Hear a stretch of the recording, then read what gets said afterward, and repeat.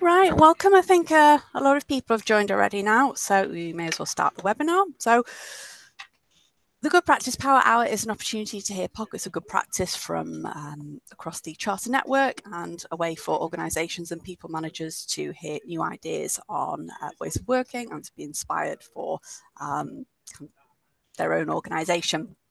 So just got a short introduction with some housekeeping. And then we will kick off.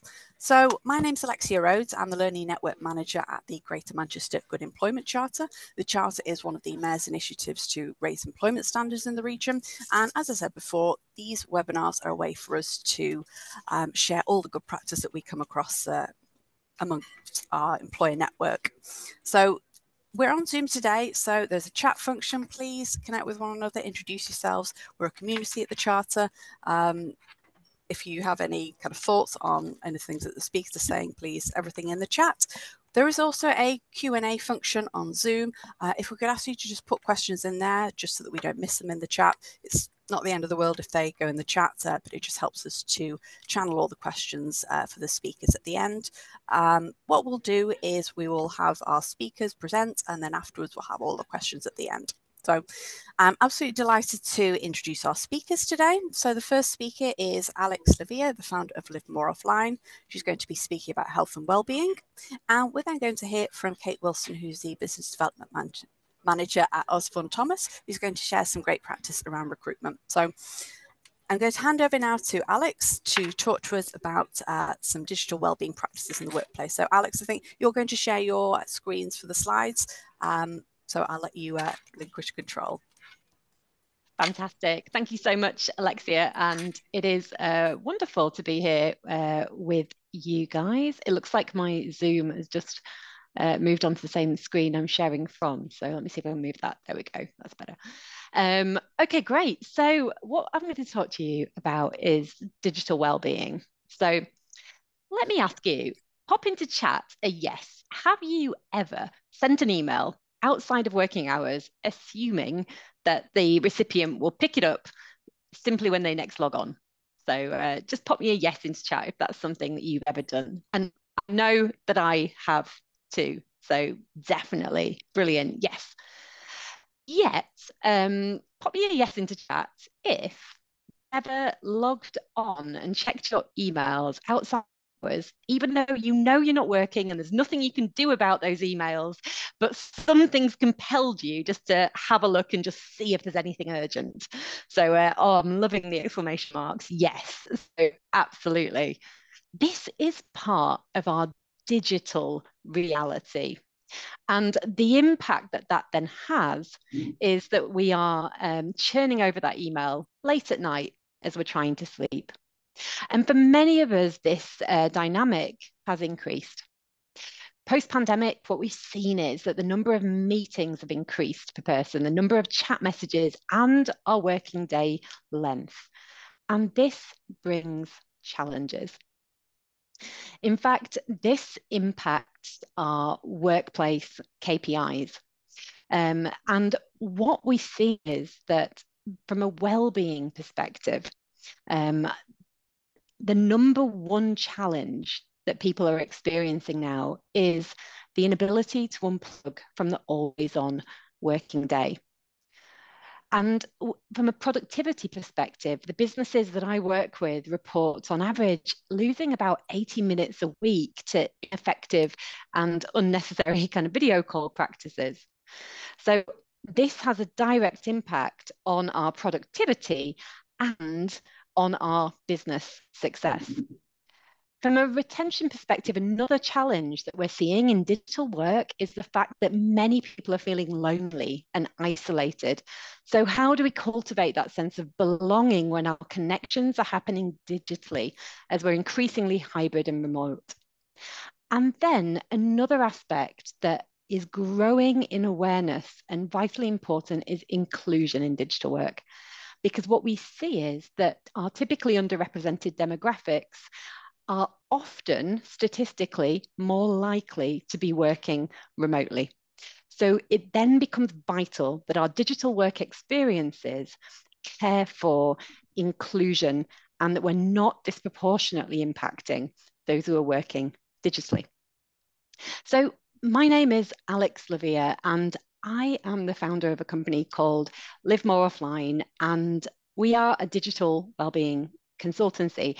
And I got into this after being an accountant in a former life. So I worked at the Big Four and then within head office departments and experienced that always on culture. In particular, the changing relationship with my BlackBerry phone. I watched it leaving me feeling constantly connected. And despite the fact that my career was successful, I was stressed, I was struggling to sleep, and ultimately, my ways of working were not sustainable. So I took a break and I spent 34 days walking 500 miles on the Camino de Santiago in Spain, immersed in nature with a healthier sense and balance with technology. Then I started to become curious about the impact that technology has on our workplace practices and well-being. So started researching this with the University of Aberdeen.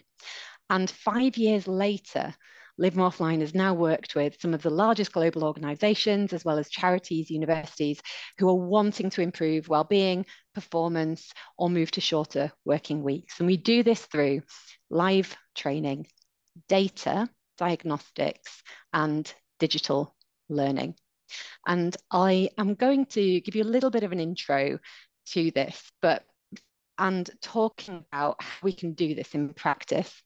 But for me, what's really important is that we do this in a holistic way that actually approaches this with both data insights and targeted measures behavior change within organizations. So I'm going to give you a specific example of one of the clients that we've been working with recently. So the British Society of Rheumatology is a charity who are doing amazing things in their working culture, and they wanted to move to a shorter working week about a year ago. They were worried, though, that just shortening the number of days would mean that their people would just potentially feel more stressed, trying to fit that amount of work into a shorter length of time. And what would the impact on productivity be? So, having worked together previously, we looked at how we could use changes to digital ways of working to be able to recoup some of the time that we lose to inefficient practices. For instance, did you know that 50% of our meeting time is shown to be inefficient? And our number of meetings has continued to increase. So one of the things that you can do instantly is create new ways of working with meetings, also reducing inefficiencies around email. So what we did was a three-phase approach. Firstly, before the pilot, we looked at putting in place workshops around digital productivity, smarter ways of working with emails, how to work asynchronously, and how to reduce digital distractions and boost focus. The aim of this was to give their people back time at the very same time as we were transitioning to a shorter working week. And then during the pilot, they ran our digital culture diagnostic to give them insights into how their people were experiencing digital work. Things like how many minutes are they losing to ineffective or unnecessary video calls? How much are distractions getting in the way of their work? How lonely do they feel in remote work? And this was one part of their overall program where they also did some fantastic internal initiatives, kind of really putting in place ways of working. So the results, what they found was that when people were polled after that first set of workshops, 100% of people 3 months later said that productivity had improved, and 98% said well-being had improved. So this shows the power of actually looking at how we work digitally, whether you're checking your emails every time they come in, or whether you are checking them in batches, for instance, how you're conducting meetings. And the pilot ultimately was a success, and the group has now transitioned to a shorter working week permanently. So then they looked at, well, actually, what do we do to improve this further? And our digital culture diagnostic also gives insights and recommendations based on people's experiences, kind of showing actually the areas that will make the biggest difference to your people. And after the pilot, in internal discussions, the employees were talked back to the workshops that they'd experienced at the start, and basically decided to look at running some additional workshops, but focused on the areas that had come out of their diagnostic, and that was specifically around meeting culture. So they'd made great strides in improving their meeting culture and reducing meetings, but they felt like there was still more that they could do in this area.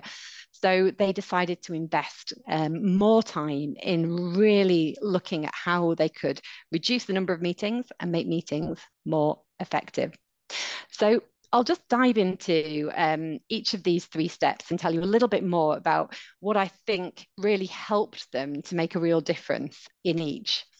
So firstly, the digital productivity workshops. I think what's really key is having specific, actionable steps that people can take away and put in place. So you're not just talking about theory. So we gave them all the how-tos of how you can shorten your standard meeting times in Outlook, how you can delay delivery on emails, and really kind of having those steps they can put in place straight away. It's also really important when making these kinds of culture change programs that you create the time where people can speak together. So this is one of the other aspects that came out. Hearing the thoughts and perspectives of other colleagues completely shifts your thinking patterns. Our digital habits are both individual but also team, like we saw at the start. When we're sending emails, it then encourages others to send emails outside of hours as well. And eventually together we co-create a culture, which means that together we have to co-create the solutions. So making sure you've got that time where everyone can learn from each other. And then the key is embedding it. So after these workshops, we had workbooks that individuals could then take to really put those specific actions in place. So moving on to then the measurement of digital culture. How do you actually even go about doing this? Well, at Live More Offline, we believe that a healthy digital culture has 3 pillars: well-being, performance, and human connection. And what we do is ask employees a series of questions across those 3 pillars, as well as looking at leadership, such as whether managers are embodying healthy behaviours and the experience of the culture that the organisation's putting forward. And then we give organisations back this heat map that shows kind of where the potential areas for improvement are and what's working really well. But the key is that what matters to us is impact, that the organisation then has the data that they need to be able to do something with it. So one of the things that we also looked at was, this is just one of the slides that come out of the report. So looking at how many people feel that pressure to be connected outside of work. But the question here is 2 things. One, who is feeling that pressure? Because it does vary. And actually, if that pressure is felt more by people who have recently onboarded, then that means that there is work that you can do around company onboarding to improve the culture.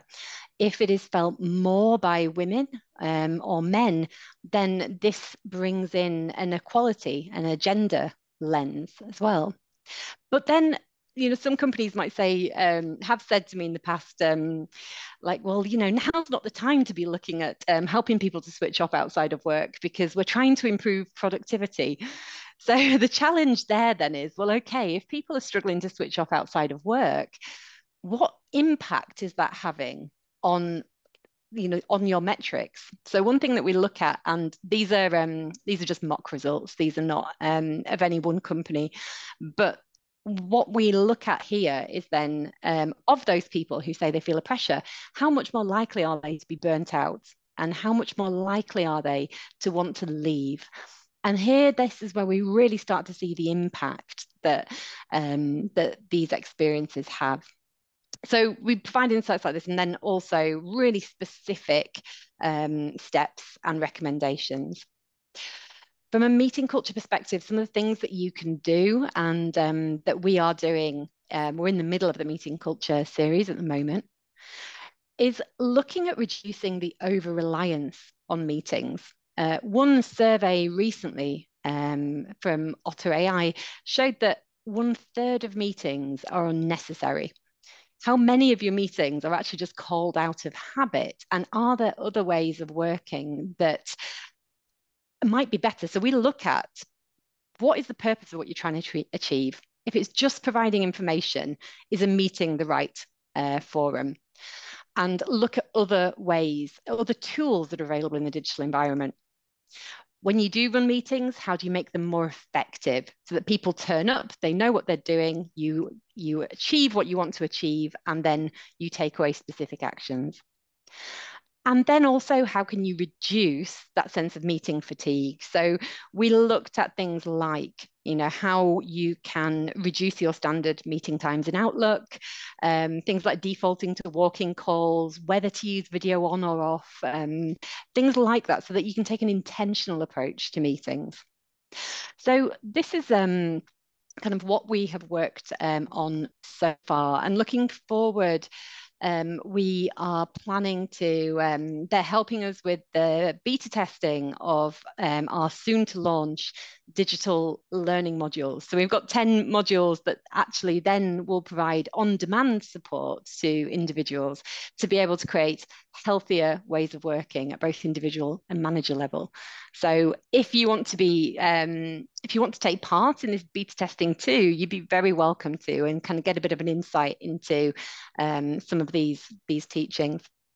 So the last thing that I want to leave with you is just a bit of a thought that as our beliefs shape our culture, then our digital beliefs are something that workplaces have to look at in order to create a healthy workplace. So have you ever heard someone comment on someone else's status being amber and making a judgment about whether or not they are working, or maybe tying someone's value in work to how late they're working? So this idea, the late night email shows that you're committed. Or how about even that a quick reply to messages, shows that you are diligent? Well, the truth is that sometimes we need to work away from screens. Sometimes if we're on late, then it doesn't necessarily mean we're working longer or working better. And quick replies probably mean we're more distracted and that we're maybe not prioritizing our work as effectively, potentially. Because what these are just digital signals. And if we measure people's behavior based on digital signals, we will change behavior, but it may not be the behavior that you want to be changing. So what we need to do is look at the beliefs that we have in digital work and where they're actually driving our people to be healthier and achieve high performance. And finally, if this has resonated, then I'd be delighted to speak to you further. You can scan this QR code, or I'll pop a link into chat as well, and you can request further information, as well as if you want to be part of one of the beta testers for our digital learning coming up. But that's really all I have to share, and I'd be delighted to answer any questions that you have after this. Fantastic, thank you, Alex. And yeah, some excellent ideas there for me with the fan of the mouse. Joking. So we'll just share our screen now. Please put your questions in the chat or the question and a function, and we'll go through them all at the end. I've certainly got some for you. So can you all see the screen now with our recruitment slide? Yeah, perfect, fantastic. So delighted to introduce Kate from Osborne Thomas, who's going to share some great practice around recruitment. So over to you, Kate. Thank you. Am I sharing the presentation from our side? No, Alexia's sharing. Oh, sorry. If you on the top of these slides, if you click on the viewing options and just scroll down, request control will give that to you. Thank you. Oh, great. Thank you. Okay, so I can now share. Bear with me.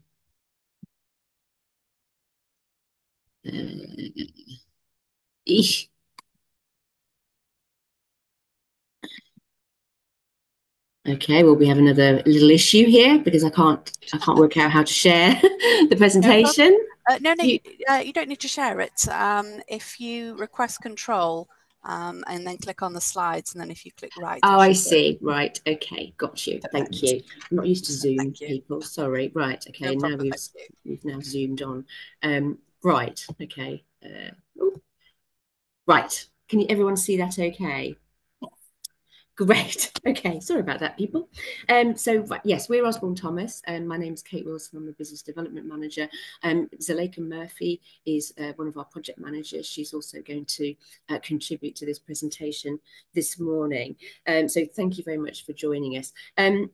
Conscious of the time, and time is valuable for everybody. This is a bit of a talk at session, if I'm honest. So if there are some questions, feel free to obviously bring them up at the end, but we'll race through some slides and try and keep it nice and succinct and hopefully interesting for you. So if we go to the next slide, just a little bit about who we are for those of you that don't know us.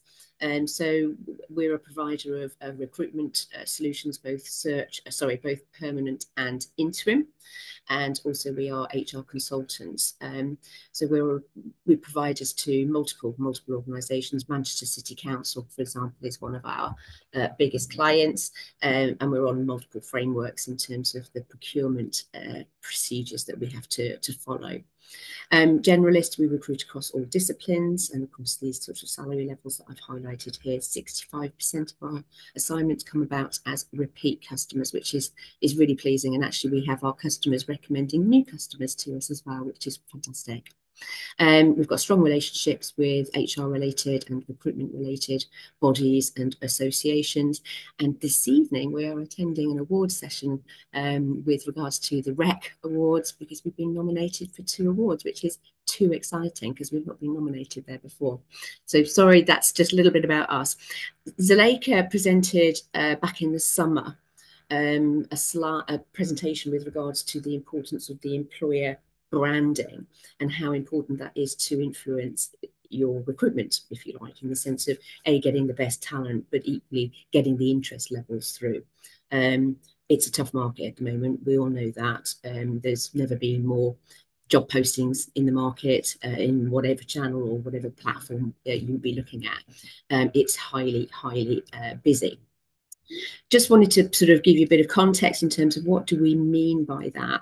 So this chart here is a chart that's kind of tracking the growth in job postings all the way back to December 21, right up until October 23.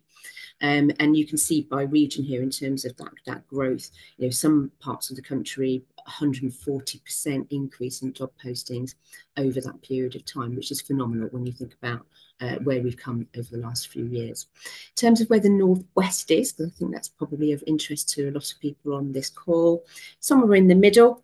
Northwest is hovering around 60%, so not quite the 160%, but still significantly high in terms of the number of roles that organisations like yourselves are looking to fulfil. I don't want that slide yet. Let's go back. Oh dear.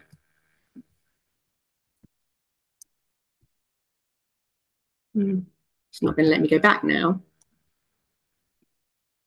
Oh, how do we go back, Alex? We're Teams girls, by the way, Osborne Thomas. We're not Zoom girls. That's true. This is the first time I've used a platform. Let me see if I can do that. Okay, right. So we're back at the right graph.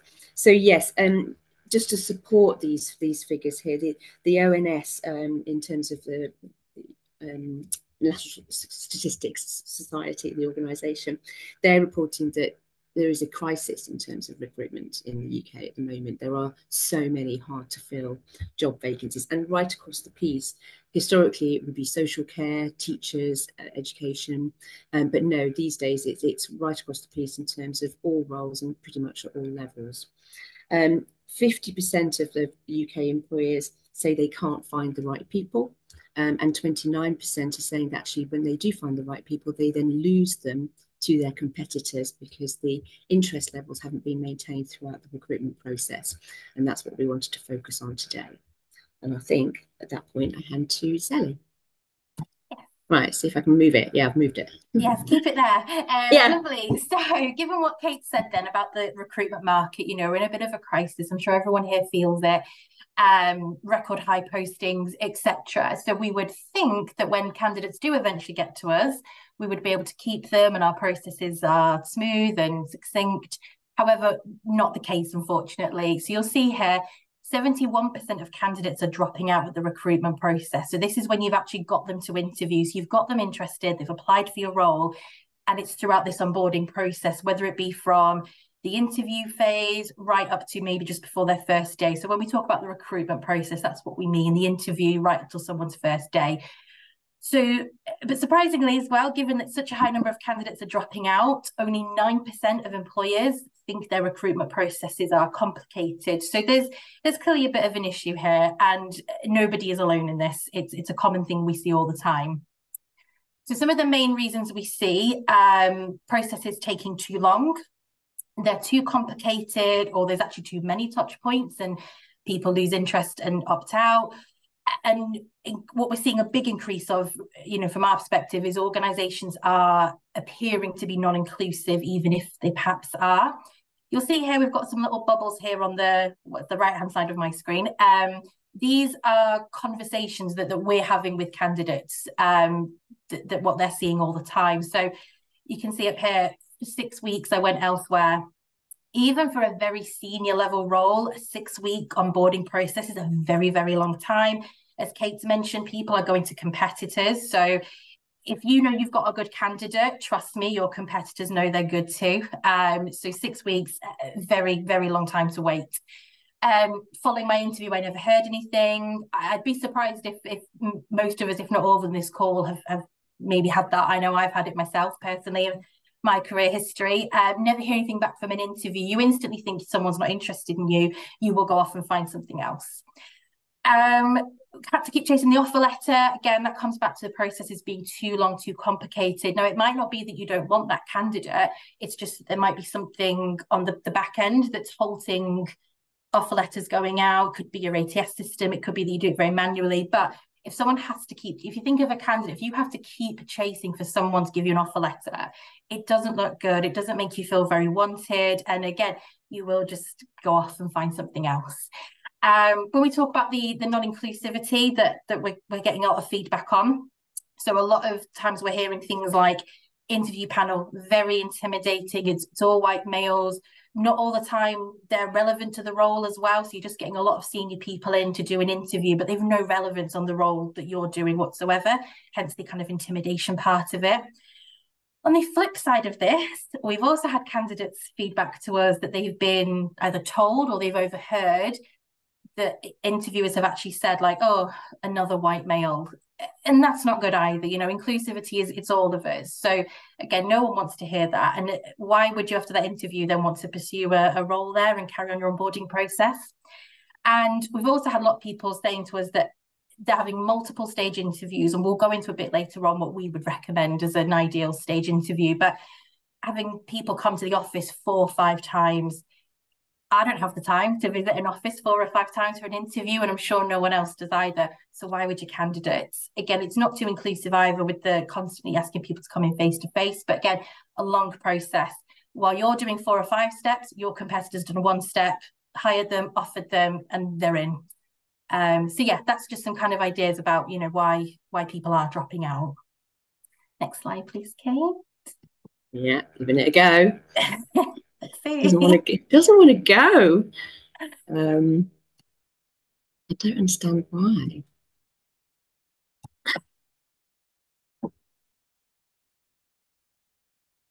I don't like this tool, Alexa. Right. This is our next slide. So is this you? Is this you sat here on the call now? Is this your organisation? Not a piece of artwork done by me or Kate. We did Google this one. But the imagery is right. Your candidates are flying away and you might be kind of sat in your bin in a bit of denial. Perhaps you know your recruitment processes are complicated, or perhaps even slightly worse, you might not even know. But we will give you some very quick tips in this call on how you can start reviewing that. Recruitment and retention, I'd said this if anyone was at the session I did in summer, it's a huge, huge thing, recruitment and retention. It's not a quick fix. There's a lot of elements that go into it. But what we're going to give you today is some things you could literally take away after this call to start reviewing your own processes. Lovely. So recruitment is, it's cost, it's everything. If you get it right, fine. If you get it wrong though, not only do you have big financial implications, you've also got reputational implications too. So some things you can start doing to review your own process, and everyone could do this off the call today, is what I like to call a mystery shop. And this is actually something I personally do for a lot of our clients. When I say mystery shop, what I would suggest is to go away under a fake email address, a fake name, with a blank page as your CV, and apply for a job in your own company. Do you know what it's like to apply for a job where you work? Is it a simple, straight CV upload? Is it a 14-page application form? Do you hear back from somebody? You know, is someone communicating with you? I mean, every candidate, we truly, Osborne Thomas, strongly believe that every candidate, no matter if they're the right candidate, the wrong candidate, should be communicated with. If it's a rejection, reject them. You know, no one wants to hear, if you don't hear back in 48 hours, you've not got it. It's not okay. It's a little lazy from my perspective too. So, you know, are you getting communicated with?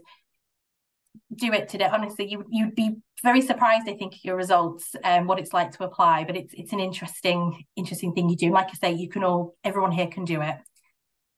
So yeah, that's in terms of our mystery shop. I'm going to pass back over to Kate with some other little quick wins that you can take away today as well.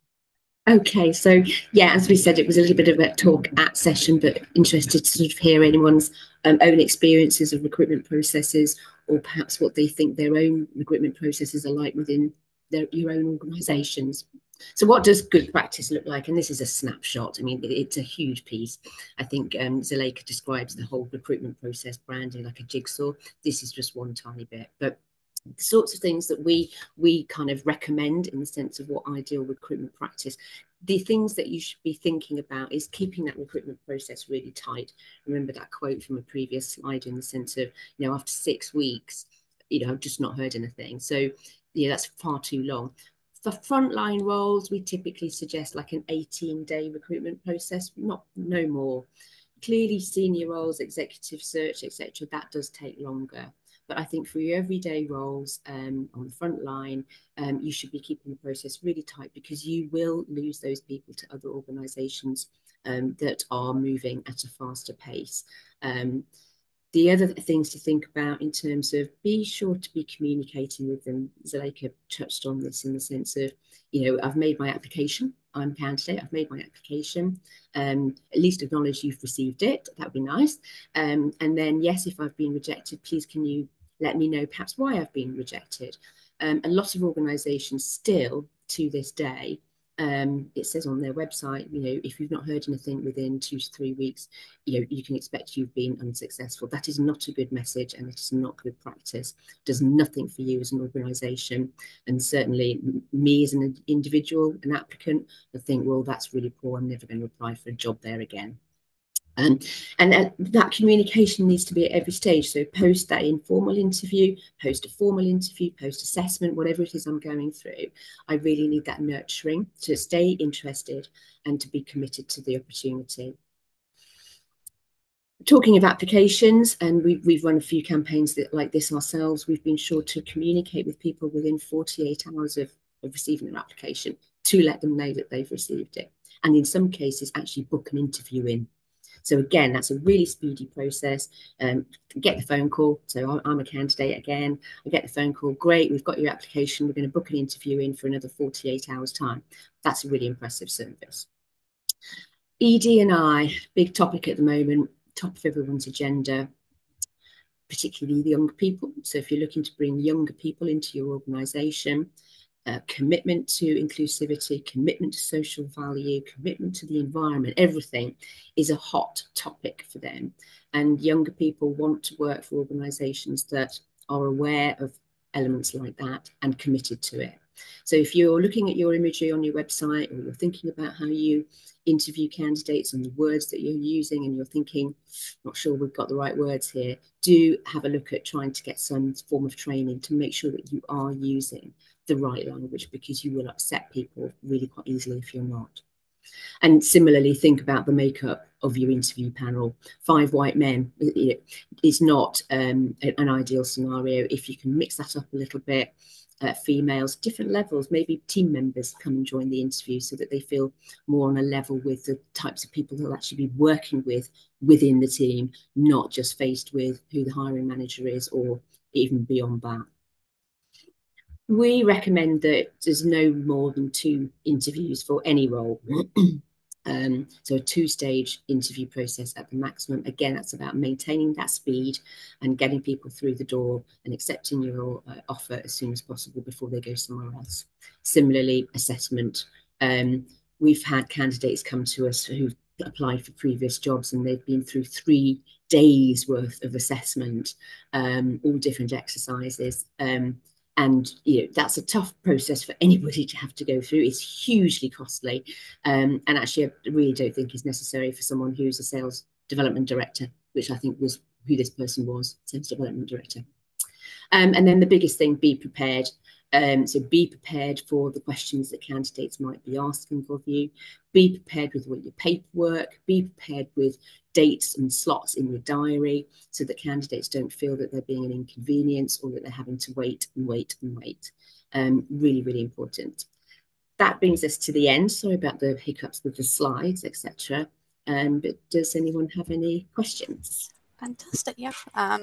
So I'll just relinquish control now. Perfect.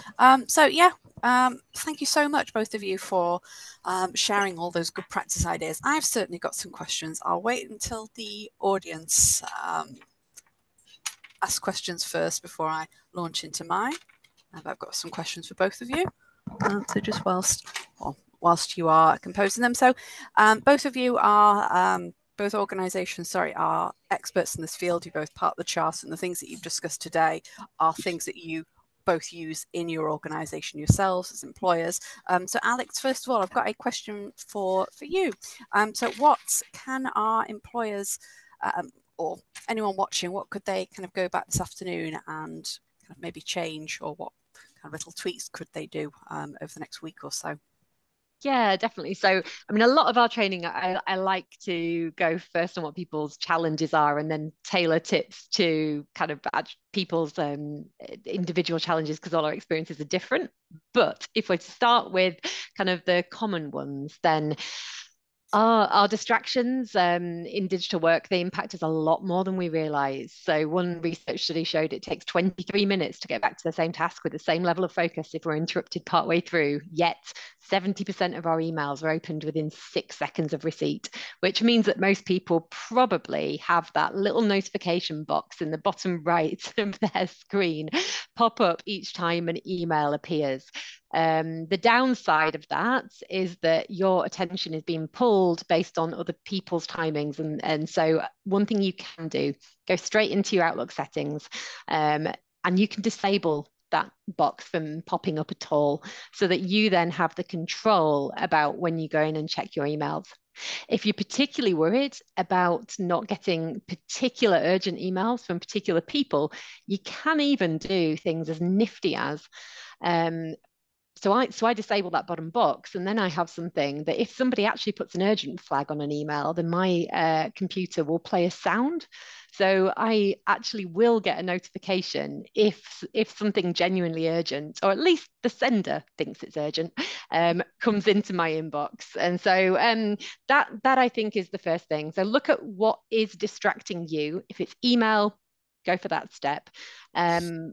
But if it's something else, you can change your notifications on almost any platform you use. So try and minimize those distractions. Perfect, thank you. And Zelakah and Kate, so we discussed the kind of interview process and kind of keeping it as short as possible.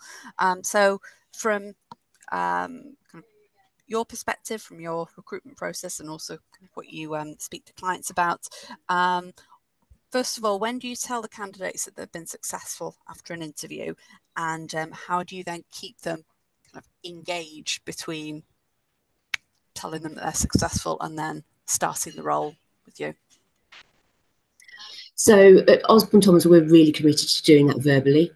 And that's the first point. So we're not massive on popping an email into someone's inbox and seeing that little flash come up for them. Not a great experience. So we contact them by phone.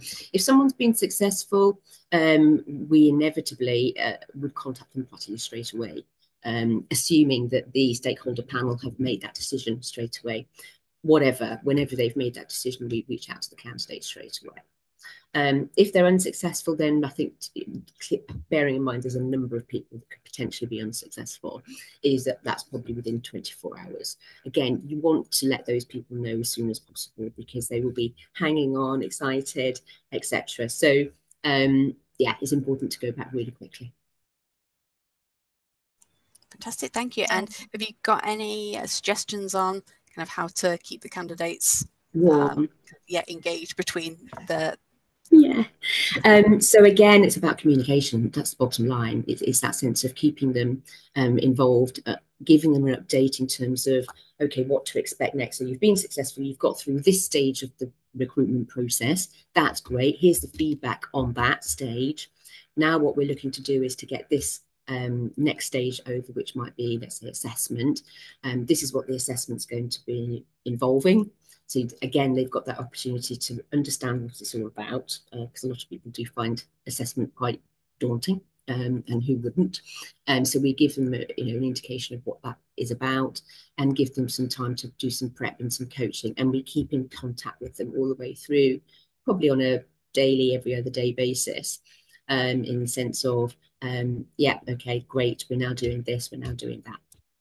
Yeah, and hiring managers as well, if you're using say an applicant tracking system like Oracle's the one I think of, because it's one I'm using at the moment, but there's Olio, there's Zoho, whatever. If you're using an automatic system, don't just rely on that to be keeping in touch with your candidates as well. Keep on top of that system. If the references are done, get in touch with your candidate and say, hi, Gore, the references are done. I believe the next stage is whatever your process is. But don't just rely on your ATS to be communicating with your candidate. If you're the hiring manager, you want them there, as much as you can be brought into the process. If I think of my own experience at Osborne Thomas, within my notice period, our director Julie spoke to me almost every day, mainly asking if I could get there earlier, but she was constantly talking to me, oh, we've got this bid going on, when you join there'll be this here, and it just made me feel already like I was knowing what was going to happen when I got in, and I'm sure Kate had a similar experience too. So keep that up with your candidates, because like we said, people will drop out at any stage. Until they're through the door, don't be comfortable. They're like buying a house. Until you exchange, you're not comfortable till then. Think of that as your new recruits as well. And sticking with the same topic, actually, and Corey, I've seen your comments in the chat box. There's more that you can do as well. So yes, candidates being made an offer and then they've got a 3-month notice period. Is maintain that regular communication in terms of calling them up and updating them on organisational initiatives or changes or whatever's going on, but equally get them involved in meeting members of the team. So allow them to meet with key members of the team in terms of establishing relationships. Make sure that you've got all of their equipment ready for day one. We've had candidates turn up to organisations on day one and they've got no laptop, there's no phone, nothing. So it's really important to have those things ready, and yeah, keep them excited, get them on the newsletter distribution list, involve them in potentially some team meetings if appropriate, so that they can start to again understand the people they're going to be working with, and understand the role that they're going to be coming in to do. Excellent, thank you. And other ideas or examples of practice which I've seen from across the Charter Network are kind of similar to what you were saying, invite them to your social activities. Also, you could do, I've seen employers doing little videos, so kind of the managers there, they do videos, really please, looking forward to you joining the organisation, here's the team, just so that kind of makes it a bit more personal. But yeah, some great practice shared there. Thank you. Alex, I've got one more question for you. So you mentioned before about meetings, and I think something which you'll have maybe have come across with your clients, suppliers, and which is will be kind of a common thing, is how, when obviously you look at meetings in terms of, are they valuable? Does it need to be a meeting? How does somebody do that with kind of an organization? So say sometimes you might have a stakeholder or kind of a third party request a meeting, and maybe you already know what it's going to be about, and you think actually it could be done by email or something. How would you then approach that